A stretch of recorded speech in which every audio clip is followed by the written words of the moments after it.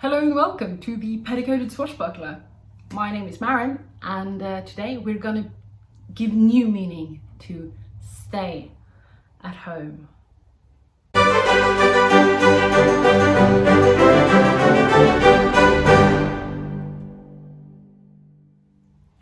So I figured out I need a new pair of stays.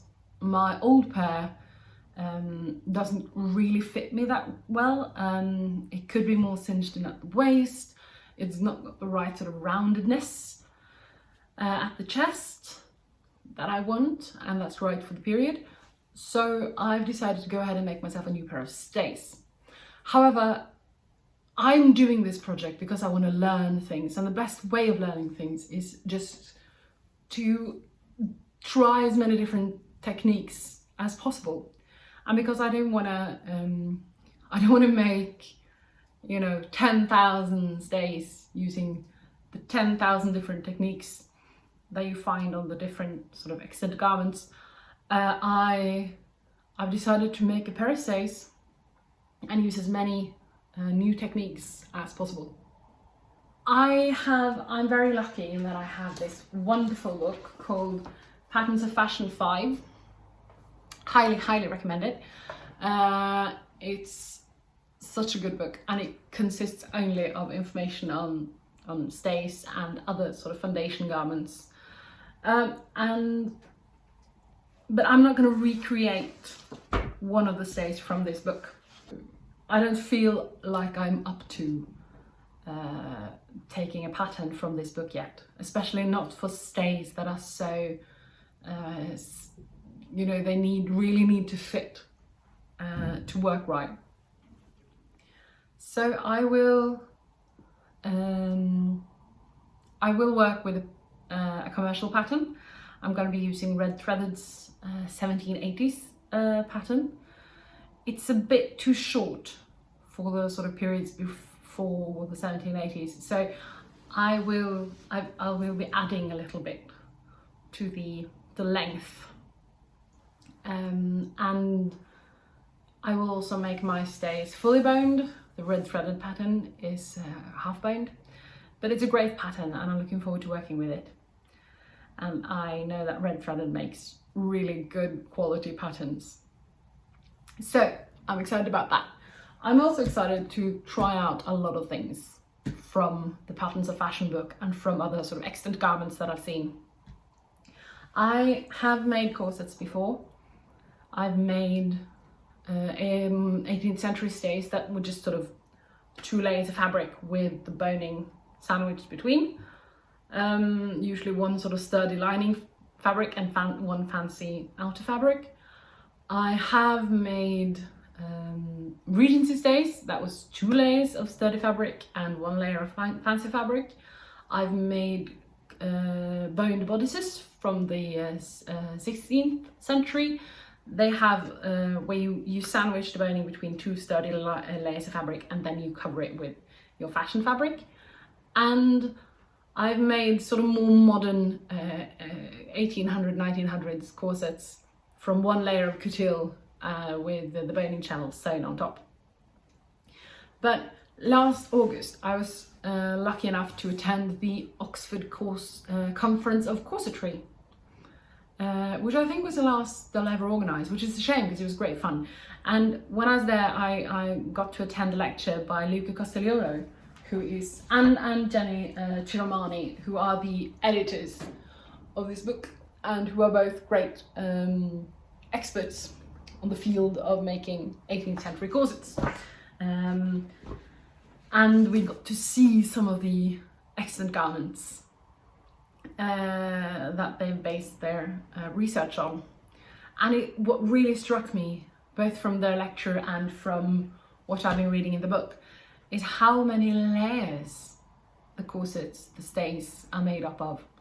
We're talking not just like a fancy layer and then a sturdy layer, or even 2 sturdy layers and a fancy layer. Sometimes it's 6 or 7 layers. For example, these beautiful blue silk damask stays from between 1740 and 1760. They consist of 6 layers probably. The outer layer and then the inner lining layer, but also 2 layers of linen and 2 layers of pasteboard or stiffened linen. Pasteboard is probably some sort of linen based cardboard. I think it's sort of sturdy material. So I'm really excited to try and make stays that consist of a lot of layers.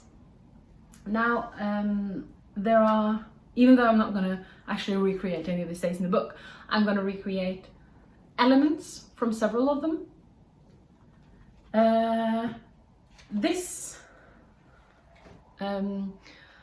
stays I've been inspired by, I want to recreate elements from, and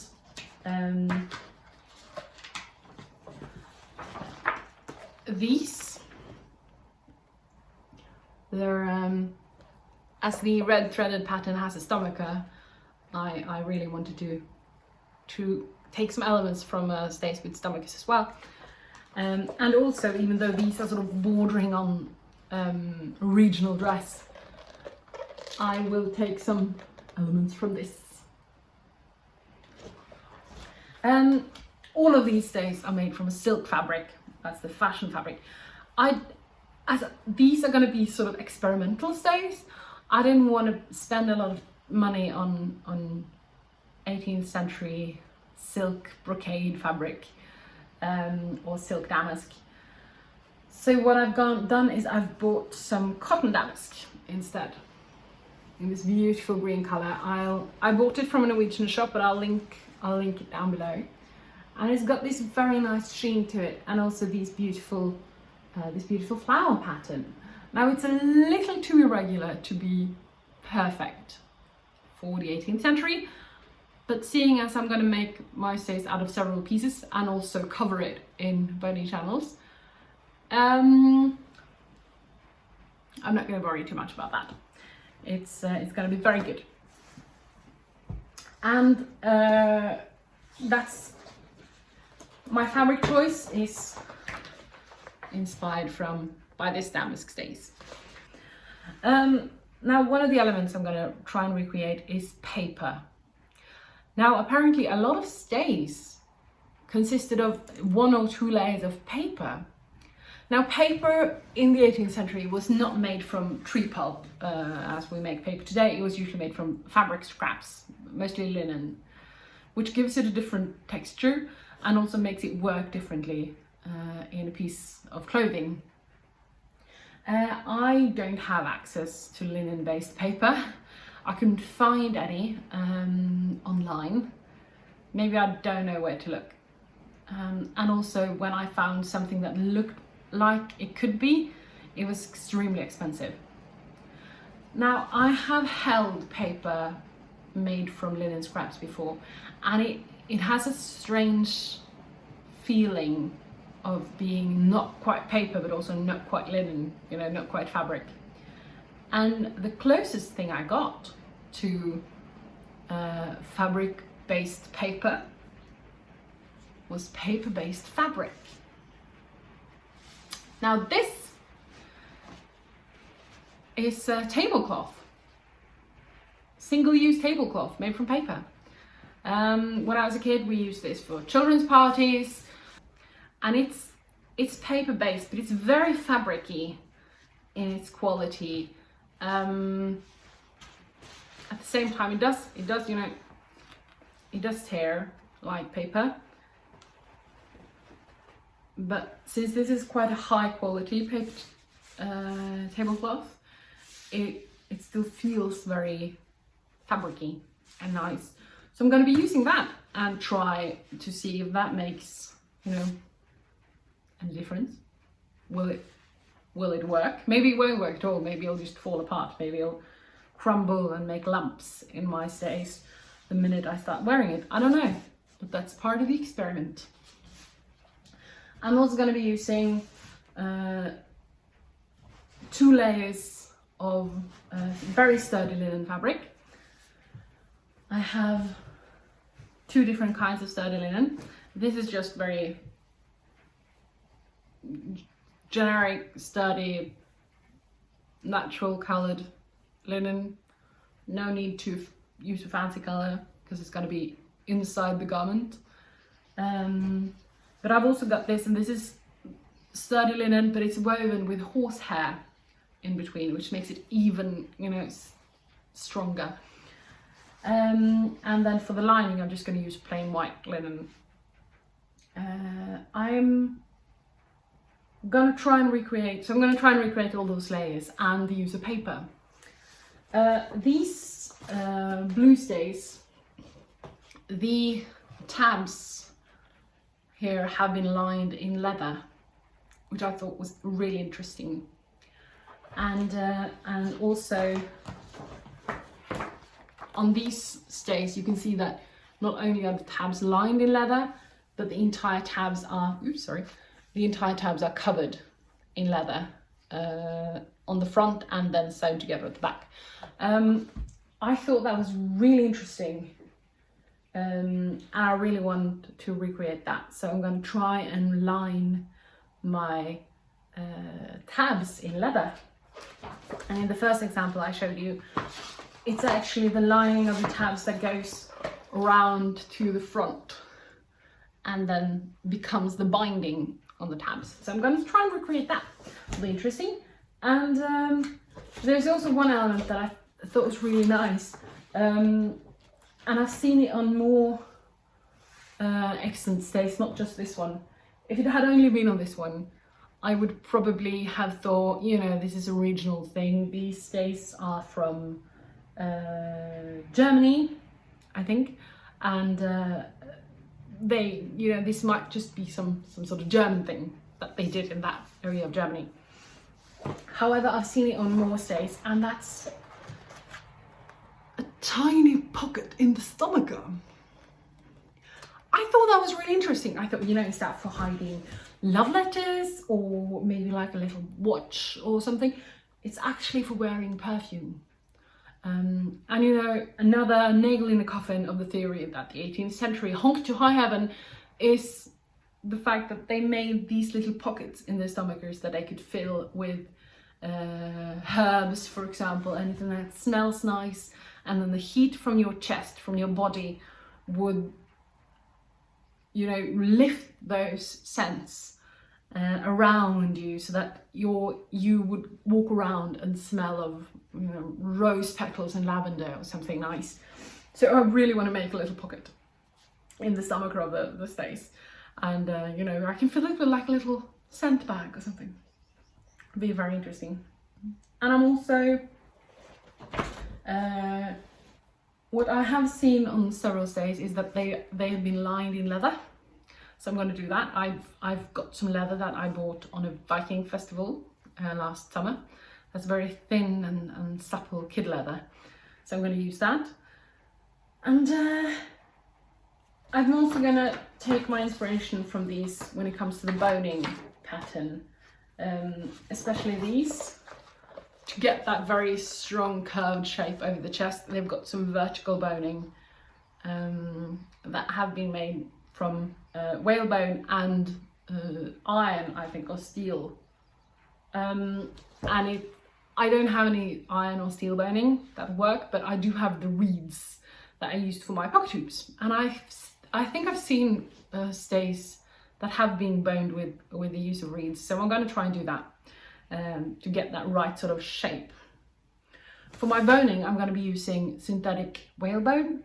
Now, a lot of people think that whalebone actually means the skeleton of the whale, and they envisage this sort of cage of bone that you put on your body. That's not true. What's being used is the baleen, the quite thin keratin plates that a lot of whales have in their mouth.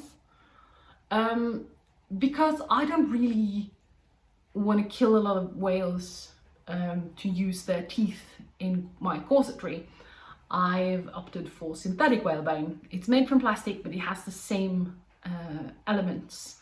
It has the same functions. You can bend it, it will form with heat and with moisture, which means that the longer you wear your corsets or your stays, the better they will fit your body, and also you can use them. You can shape them using your iron. So I'm going to try and do that. I also the Patterns of Fashion 5 includes, quite early in the book, a very neat little cartoon thing that I really like. It's made by Bandit Banda, which is fun. She's a really good cartoonist, actually. And according to this cartoon, it will take the staymaker. The staymaker makes the backstitching for the boning channels on each piece separately, and then sews the pieces together. I'm going to do that as well. According to this cartoon, the staymaker will spend about 3 days completing the backstitching. I am very sure I will spend more than 3 days, but we will see. So the first thing I did was to cut out my pieces. This is from my paper. I just folded it to make it easier to cut two similar pieces. And also the stomacher piece needed to be cut on the fold. I lay my pattern pieces down. I just traced around them.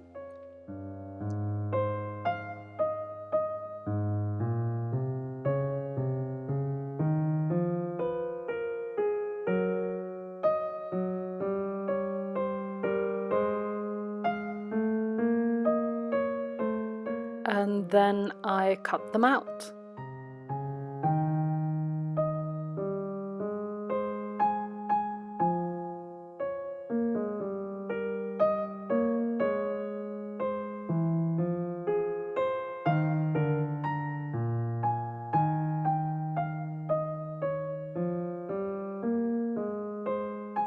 When I had all my pieces, I just went in and cut another set of pieces out of paper.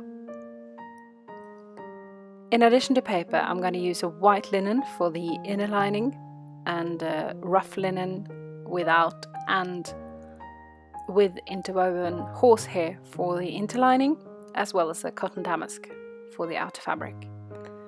And here are all pieces cut out from all materials, as you can see. The same for every piece except the shoulder straps. That's only the cotton damask and one layer of sturdy linen, as well as the white linen lining. I'm going to show you now on the stomacher piece how I did my boning channels. They're going to be sewn through all these 5 layers, the outer layer, 2 layers of paper, and 2 layers of sturdy linen. The pattern included seam allowance, and I'm going to use the paper pattern here to mark the middle of the piece, as the boning channels on each side of the stomacher need to be mirrored. And I'm also going to use it to mark the seam allowance. So what I did then was just cut away the seam allowance from the paper pattern.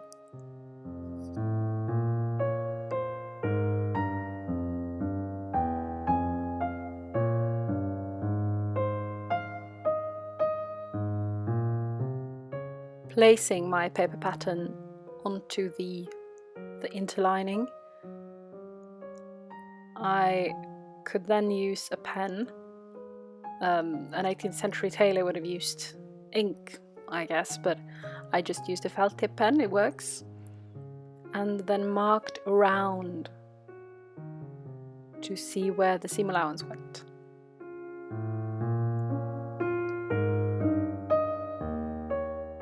As well as down the middle.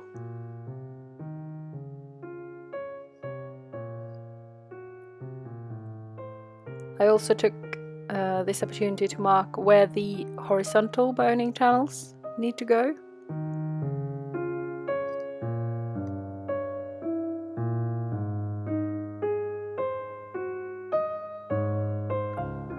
Then it's time to mark the actual boning channels. I'm sorry about the flare in my ruler, by the way. I'm I'm trying to cover it with my hand. I'm not sure how well I'm doing. Just placing that ruler to make sure I get the width that I'm looking for. And again, marking with a felt tip pen. I'm not being overly careful with these, as you'll see later, and to quote a famous pirate, they're more like guidelines than rules anyway.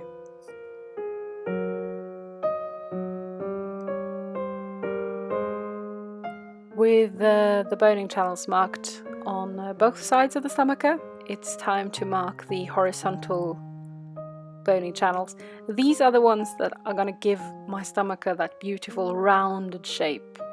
So I'm bringing out my trusty French curve or parrot ruler and just fiddling around with that until I can find out what kind of curve, what shape of curve looks the best. And just drawing that in with the felt tip pen as well. All boning channels marked. It's nearly time to begin sewing the actual channels.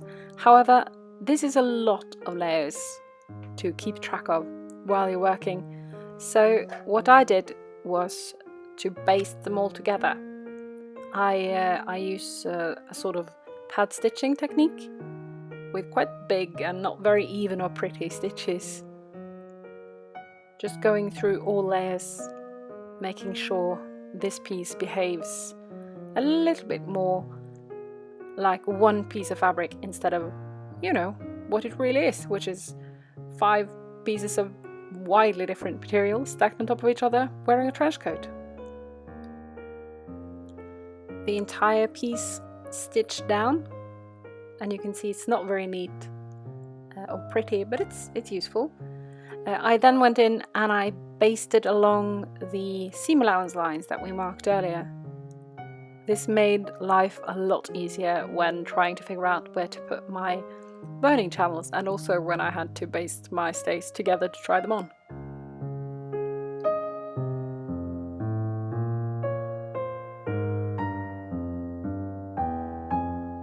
So with all the basting done, we are now able to see the seam allowance on the right side of the fabric as well as on the lining, which is extremely helpful. And we are ready to start sewing boning channels. So I've done the boning channels on one half of my stomacher here, and it's just row upon row of backstitching. And I'm not sure how well it translates on camera, but the feel is already wildly different from the stitched to the unstitched side. The unstitched side is still very soft, very supple. The stitched side has a lot more stiffness to it. When I started doing the backstitching, I did them like this. I worked from the inside, using only what we draw up as my guides for the boning channels. It didn't work very well, and it took forever. It took such a long time, and it was very difficult to get the channels looking nice. So I came up with another way of doing it from the front of the piece instead of the interlining, by taking my little seam allowance gauge ruler and some chalk, and just mark up the right width for the boning channels, and then connecting those marks, forming a clear, fine chalk line that I could use for my sewing. Working like this from the front made everything a lot easier. It made it easier to keep in a straight line. It made it easier to keep my stitches even and neat, and it also made everything about 4 times faster. With all the boning channels in place, I removed my basting. Don't need that anymore. With all the front boning channels done, it was time to focus on the horizontal boning I thought for a while on how to do this, and I ended up doing it the way Red Threaded suggests you do it in their instructions, by sewing boning channels into a separate piece of fabric and then tacking that into the stays. So I picked some very thin cotton muslin,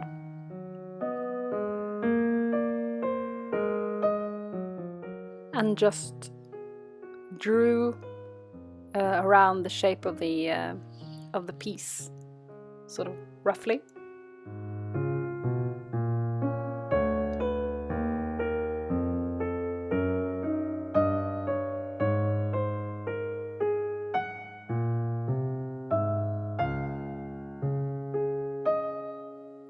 And then drew the boning channels as well.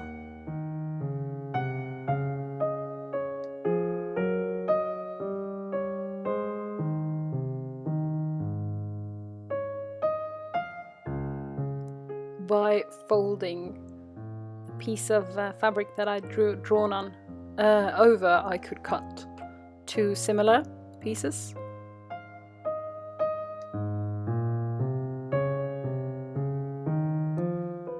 Then I placed the two pieces on top of each other, and I stitched down the boning channels just using a running back stitch.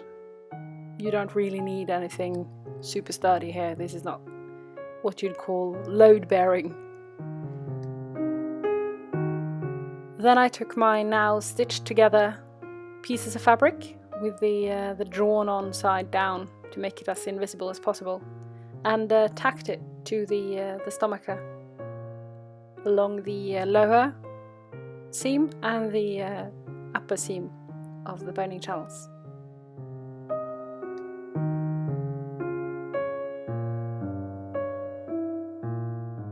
Then it's time to insert the boning. This is my boning. This is synthetic whalebone. Comes in a roll. It's 5 millimeters wide and about 1.5 millimeters thick, I think.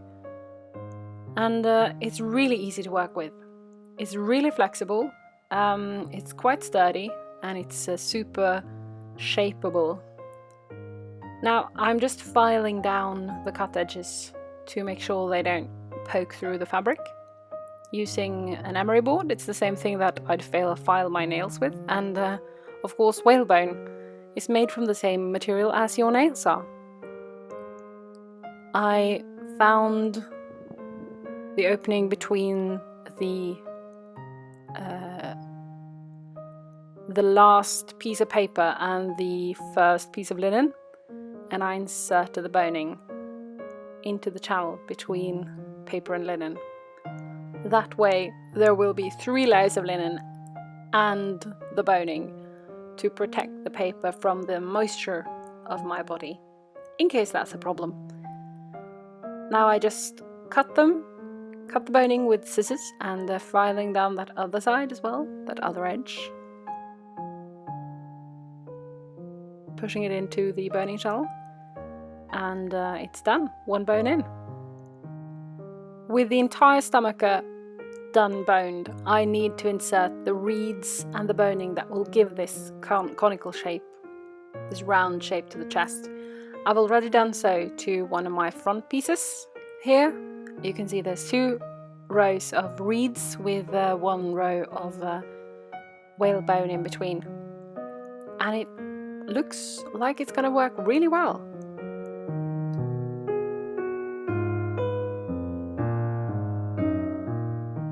Before trying on my stays to see if they fit, I basted them together, and I also whipped over the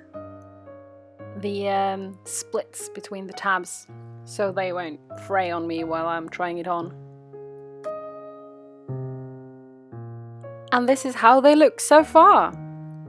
I have to say I'm pretty pleased. This is of course just a test to see if they fit, if there's any major problems with the shoulder straps, for example, which there isn't. You can see here they fit perfectly well. Or if it's too long or too short, if the tabs go too far up or could go further. to see if you like the way they fit around the arms. That's usually a critical point, if they chafe around the arms, but these look fine.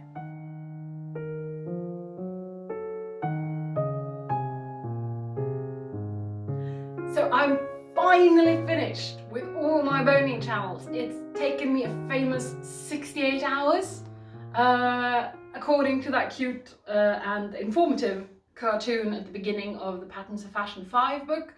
It takes a skilled staymaker 3 working days to make all the boning channels. For me it's more like 3 weeks, so I'm obviously not a skilled staymaker, but I'm really happy. I've just basted it all together. I like the shape. It's got the right sort of roundedness across the chest, which is really good. It's the kind you see in excellent garments. And yeah, and it feels really comfortable. It's a bit difficult to get the right idea when you can't really lace it together, but I've pinned it together as well as I can. I'm not super happy. I've used reeds in the front boning channels as well. But they're a bit bulky. I think I'll remove those. And but the reeds across the chest I'm really happy with. There are a few alterations I will do. I'm not too happy with where the shoulder strap meets the front of the stays. It's a bit too far back. It kind of gets up under my arm and rubs a bit. It's not comfortable. So I'll probably let it out a bit and move that a bit forward. At the same time, it's quite roomy in the waist, so I'll probably cinch that in a little bit. And yeah, as you can see, you can't really. I can wear these stays with the stomacher or without, which is also really good because it just gives me a bit more room to play. But I wish I could see more of my stomacher when I was wearing it, so I'll probably also remove that front boning channel and move the front back a bit. But otherwise, I'm very happy. Let's keep going.